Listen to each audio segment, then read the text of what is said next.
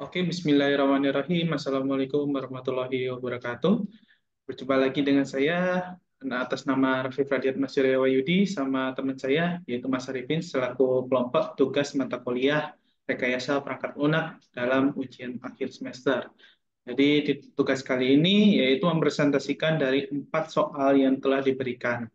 Untuk analisis gambar 1 dan 2 akan dijelaskan oleh Mas Arifin. Silakan. Oh, terima kasih Mas Afif.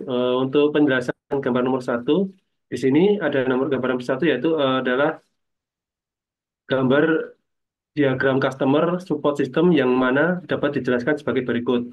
Untuk yang pertama yaitu input. Input di sini ada data atau informasi yang dimasukkan ke dalam sistem untuk diproses.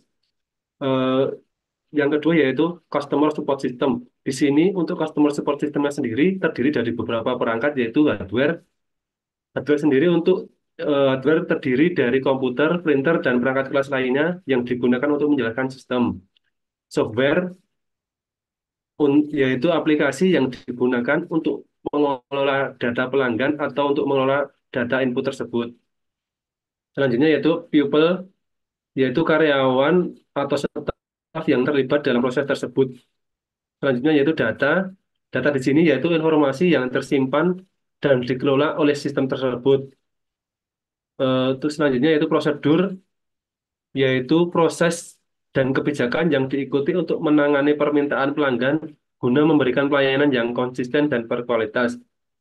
Dan selanjutnya yaitu ada output.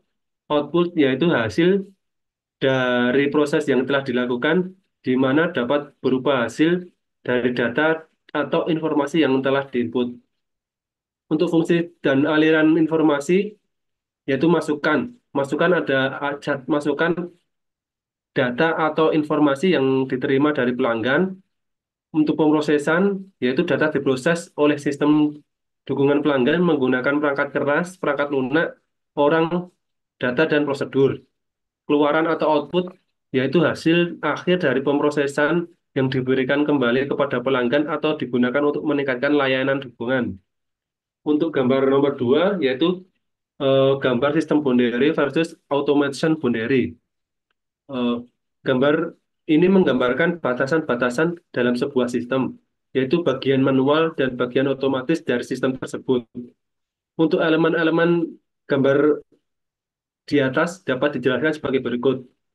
Untuk yang pertama yaitu environment surrounding the system, yaitu bagian luar yang menggambarkan lingkungan di sekitar sistem, dan juga mencangkup semua elemen eksternal yang berinteraksi dengan sistem.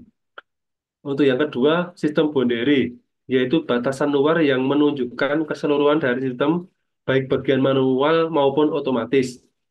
Untuk yang ketiga, yaitu part of the system, yaitu aktivitas yang dilakukan oleh manusia secara manual. Pada bagian ini berada di dalam batasan sistem, tetapi di luar batasan otomatisasi. Ini mencakup semua aktivitas yang memerlukan intervensi manusia dan tidak dapat sepenuhnya diotomatisasi oleh komputer. Untuk yang keempat yaitu automation boundary, yaitu batasan dari sistem yang tugas-tugasnya diselesaikan oleh komputer tanpa memerlukan intervensi manusia. Untuk yang kelima, automate part of the system, yaitu tugas-tugas yang diselesaikan oleh komputer saja. Bagian ini berada di dalam automation boundary. Eh, Diagram ini menggambarkan pemisahan antara aktivitas manual dan otomatis dalam sebuah sistem dengan batas sistem atau sistem boundary sebagai pembatas keseluruhan dan batas otomatisasi yaitu atau automation boundary yang memisahkan aktivitas manual dan dari yang otomatis. Untuk gambar 3 dan 4 dapat dijelaskan oleh Mas Rafif. Oke, terima kasih Mas Arifin. Saya akan meneruskan dari analisis gambar 3 dan gambar 4. Untuk gambar 3 yang di sini terdapat activity diagram simbol. Untuk penjelasannya, gambar di atas adalah diagram aktivitas atau activity diagram yang digunakan untuk memodelkan aliran pekerjaan atau proses dalam suatu sistem. Berikut adalah penjelasan elemen-elemen yang ada pada gambar diagram tersebut. Yang pertama yaitu adalah swim lane. yaitu area yang dipisahkan oleh garis horizontal ini menunjukkan siapa yang bertanggung jawab atas kegiatan dalam proses. Dalam gambar, swim lane diberi label manager, menunjukkan bahwa kegiatan tersebut berada dalam tanggung jawab seorang manajer. Yang kedua ada starting activity atau pseudo, yaitu ini adalah titik awal dari proses, biasanya ditunjukkan dengan lingkaran penuh hitam. Dalam diagram ini, titik awal mengarah ke aktivitas review finansial. Yang ketiga adalah transition arrow, yaitu panah yang menghubungkan aktivitas satu dengan aktivitas lainnya, menunjukkan aliran atau urutan dari proses. Yang keempat adalah activity, yaitu bentuk lonjong yang mewakili tindakan atau pekerjaan yang dilakukan dalam diagram ini.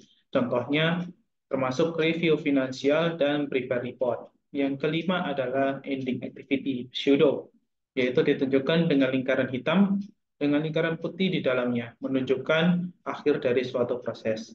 Yang keenam adalah synchronization bar atau split, yaitu garis tebal horizontal yang membagi proses menjadi beberapa alur paralel, memungkinkan beberapa aktivitas berjalan bersamaan. Yang ketujuh adalah synchronization bar atau join, yaitu garis tabel horizontal yang menggabungkan beberapa alur paralel kembali ke satu alur, mengakhiri aktivitas paralel.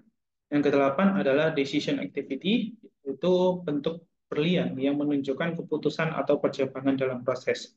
Dari sini, proses bisa mengikuti jalur yang berbeda berdasarkan hasil keputusan, biasanya diberi label seperti yes atau no. Yang kesembilan adalah another way to show decision, yaitu menunjukkan alternatif cara untuk menggambarkan keputusan dalam diagram. Secara keseluruhan, diagram ini menggambarkan urutan kegiatan yang dilakukan oleh seorang manajer, dimulai dari review finansial hingga keputusan apakah melanjutkan atau tidak, yang pada akhirnya akan menghasilkan laporan.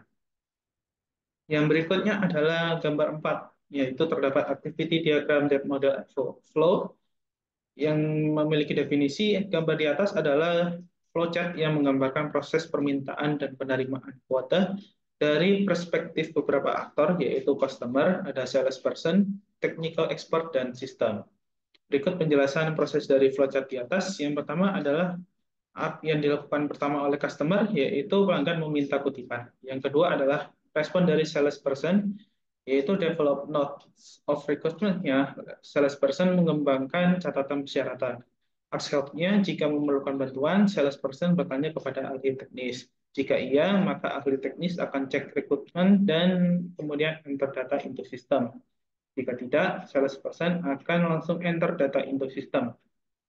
Jika enter data into system, maka salesperson memasukkan data ke dalam sistem.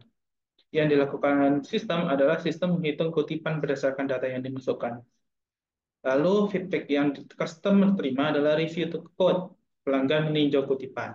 Change record-nya jika pelanggan memerlukan perubahan. Jika iya, proses kembali ke tahap pengembangan catatan persyaratan oleh salesperson. Jika tidak, pelanggan menerima kutipan sebagai pesan atau accept codes as ordered. Untuk penjelasan diagram, yaitu yang pertama swim lineage-nya.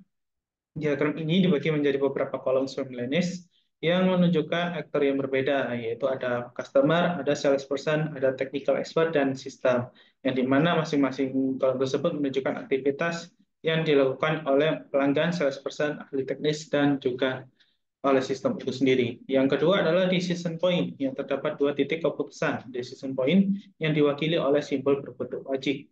Yang pertama, apakah memerlukan bantuan teknis atau apakah perubahan diperlukan oleh pelanggan. Yang terakhir adalah arrow, yaitu panah menunjukkan aliran proses dari satu aktivitas ke aktivitas lainnya. Begitu presentasi yang bisa saya sampaikan bersama teman saya Mas Arifin berdasarkan pengamatan analisa kita. Saya akhiri. Assalamualaikum warahmatullahi wabarakatuh.